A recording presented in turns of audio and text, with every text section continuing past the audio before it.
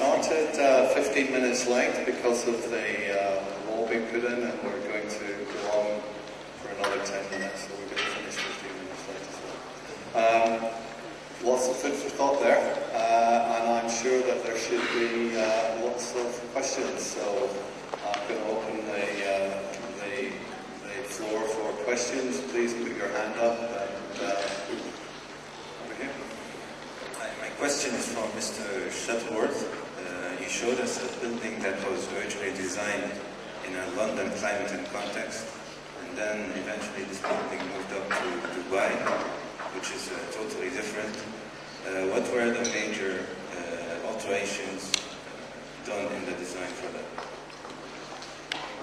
And to be honest, what we've actually done is one image, because I think the thing about some of these projects is you don't know how far they're going to go. So the images you see show basically all the rigs. In fact, some of those images are only half an image, because the other half hasn't been made computable. I think it's very difficult to change things from one context to another. I think it goes back to the icon issue, is if you go to make icons, I think they have to relate to their context, they have to relate to environmental ways of working. I think it's just about carving the environment into the project rather than just selling a nice object. I think we've seen a range today of projects that have done both of those. One is just a beautiful object, and we sort out the cladding or the air conditioning by turning the knob up, and we've seen ones that actually do try and respond to the environment in which they're in. So I think if we were to build the vortex in this part of the world, we'd have to really think about whether it's actually sensible, if it ever gets that far. Okay, next. We have a question at the back there. I wanted to ask the UK architects in particular, given the UK government's real focus at present on affordable or social housing, whether it is their view that tall buildings are incompatible with affordable and social housing, and if it is not their view, how they think the two can be married up more efficiently. I think there's a real strange idea about affordable and social housing versus private housing, and the idea that they're different. The only thing we know about social housing, it's normally got better space standards and worse kitchens.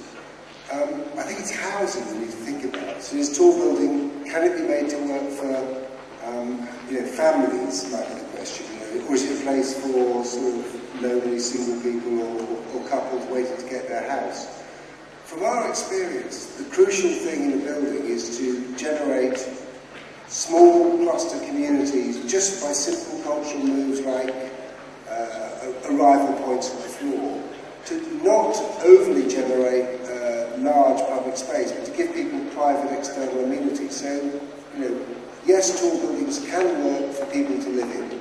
You've got to think carefully about which people you place where in the building, not so much social or private, but large family units might be theoretically best, the bottom of the tower, so they can use amenity around them, and single person or one bed, two bed units might move further up the tower. The irony and the problem is, if one's brutally honest, is that the concept driven by the government is that you put family units into all buildings and you should put them at the bottom of the tower for the families, but the developer turns them upside down and puts them at the top and calls them penthouses. So one's always dealing with a dilemma there, but I think it's very much about housing, and yes, you can live in tall buildings, you need to give shelter and external amenity, but you shouldn't divide between the concept of affordable and private.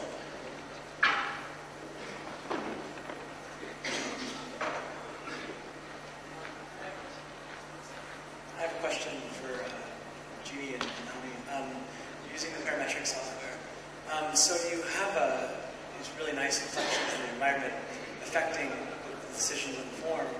I'm wondering then, which is a very sort of one-way organicism in the sense of the sort of relationship between environment and organism.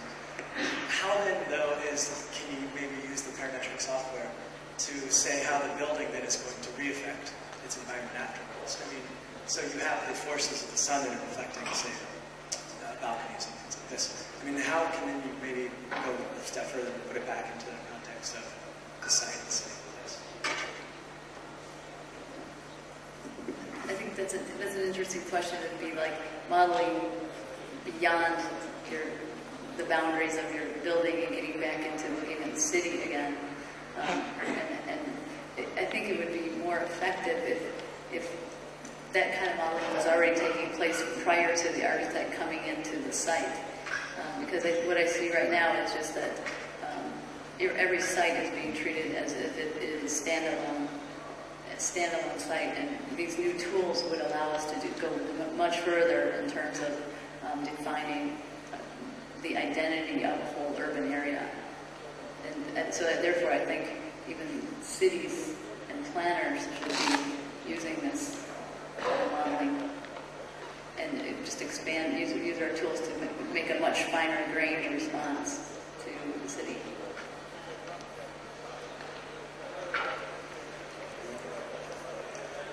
Okay, more questions? Perhaps I have one. There's one down here. I'll go first. I've heard it argued that glass will not die because people go into tall buildings for the views, and when you start putting in solid panels, you reduce the views considerably. So I would like to have some opinions from the floor on that. Okay. From the floor, I think. And you've got to put glass where it makes sense. I think it's crazy having completely massive south-facing glazed walls, especially in climates where it's too hot. I think you've got to put it where it actually makes sense. It's just, to actually just use glass in a way just to get a view, but it faces due south. You don't put any shading onto it. You don't have the insulation where it's needed. I mean, some of Simon's buildings, where you actually see the way the plastering can actually make it work, you've still got fantastic views, but you've actually got half the building is solid. And I think that's the way it will go. I think we're not going to say there will be no glass. I think you're just going to use glass in a much more sensible and environmentally conscious way we have up to date.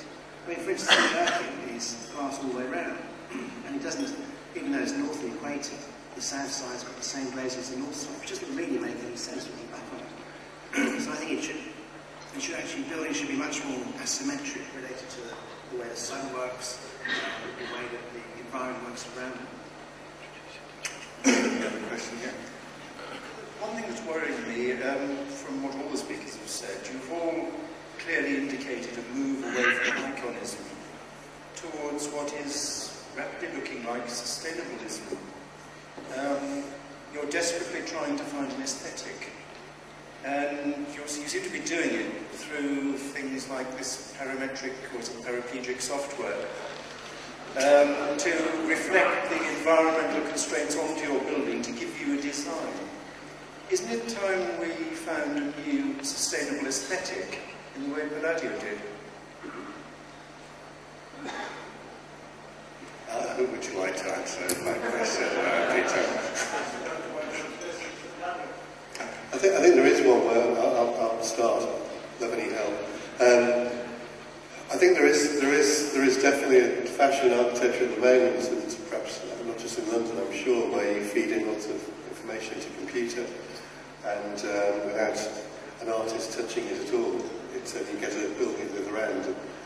I think perhaps Canning ourselves as show builders that have had starting points like that. But I think in a way, in a talk like today, one is sort of naturally editing some of the other moves that are related to old-fashioned things like proportion and materials and detail. I think all of those are there, but I think what these tools are offering us is in a way, I still see them. London seems to be struggling to know what to do with the tools that we've got at the moment. And you're quite right to say that there's a slight dilemma going on. But I think it's a very adventurous period that way, and a very exciting period. And the fact that people don't quite know the answers, the fact that some of the great architects in London, people like Norman Foster, are struggling slightly to know what to do with it as well, makes it a very exciting and a very open pitch. So for me, it's sort of the beginning of a new period, certainly in London. Yeah, I'd like to add, I think Peter's absolutely right. We are searching. And we're not that desperate yet, but we are searching for a new aesthetic. And I think that's what's so exciting about the last 4 years of Meg. We've actually had a clean slate. Green agenda has become much more to the fore. We can actually start from scratch. We haven't got a lot of history as a company we have to sort of match to. We can just start from scratch. And I think we are exploring. Every project we've done about 400, to all explore different things about the way we should be doing work in the 21st century. So we haven't got the answer yet, and we probably never get the answer. We'll always be evolving, and it will come out, we'll come up with a new Palladio at some point, and people start copying it until it goes wrong. And I think that's what's really happened is, in a way, Mises' work, we've all been copying the sort of essence of Mises' work for God knows how many years. I think we've got to the end of that era. We're going to look back on it and think, what the hell were we doing?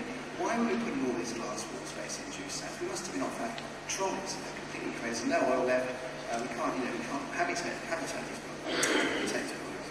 And I think it's going to evolve, and if London does go up in temperature by 3 degrees in the next 50 years, it's going to change fundamentally the way we actually design buildings. If the desert moves up through France, as some people have predicted, it's going to fundamentally change the way people live and the way people work. So I think as architects, we're on this sort of new era in more ways than one to actually come up with new ways of working, new ways of design, which I think you've seen today from the American architects as well. I wanted to add to that too. I think that there's a responsibility. Right now you see architects grasping for all kinds of different forms of this because there are no rules or enabled to do this. But what I was trying to show in my presentation was that through zoning and different kinds of rules, I think this green architecture needs to be mandated. And then you're going to start to see some similarities, or maybe many different ways to achieve green buildings are still possible now that we have these tools to be able to respond more specifically. But there definitely needs to be a mandated, government-mandated goals for us to hit, because if they're not in place, those are the first things that go by the wayside. And that's why you see a lot of different formal manipulation, because right now the most important thing is really selling the image of the building to make it get built. We have time for 2 more questions, one here and one here. Thank you. I'd like to thank the panel for their presentation. It's very stimulating about the largely concerned with the envelope of these new buildings. I'd like to ask a question, though, about the treatment of the floor plates, which I found in many of the examples actually fairly conventional, particularly in my main, the Aqua building, where the floor plate is very conventional, really. And I say this in the context of a statement made by Jeanne Gang yesterday, I think it was, where he showed a photograph of a stack of dinner plates and talked about making new connections between floor plates, the dinner plate stacking and the mechanistic travelling between them in elevators was a rather poor substitute for the complexity of connections that we get at street level and at urban level.